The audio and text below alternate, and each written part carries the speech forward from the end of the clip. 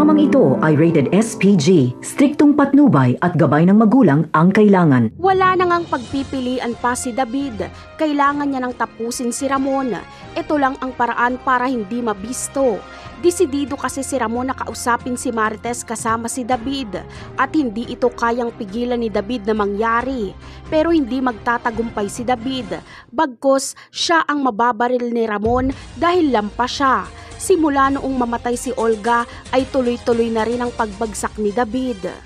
Sa kabilang banda naman ay ililigtas nga nila Supremo si Amanda na hawak ngayon ni Agustus. Maiisahan si Agustus. Totodasin na siya ni Supremo. Alam nila Supremo na wala silang laban kay Agustus pagdating sa harapan na laban. Ginagamit kasi ni Agustus ang puwersa ng kapulisan laban kila Premo. Ganun pa man ay maganda ang plano ni Premo at si Agustus lang ang kanyang pupuntiryahin, kaya magtatagumpay sila. Sa pagkamatay ni Agustus ay mawawalan na ng protektor sila Tanggol. Mawawala na rin sa eksena si Premo at Amanda dahil magpapakalayo-layo na sila at magbabagong buhay. Tapos na ang misyon nilang mapatay si Agustus. Sa kabilang eksena naman ay bilib na bilib si Lucio sa ginawang pagpatay ni Santino kay Angkong. Kaya si Santino ang gagawing kanang kamay ni Lucio dahil mas napapasunod niya ito.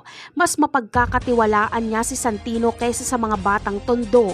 Kaya inggit na naman si Edwin kay Santino dahil gusto ni Edwin na siya ang kanang kamay ni Lucio. Napakarami pa nating dapat abangan sa mga susunod na episode.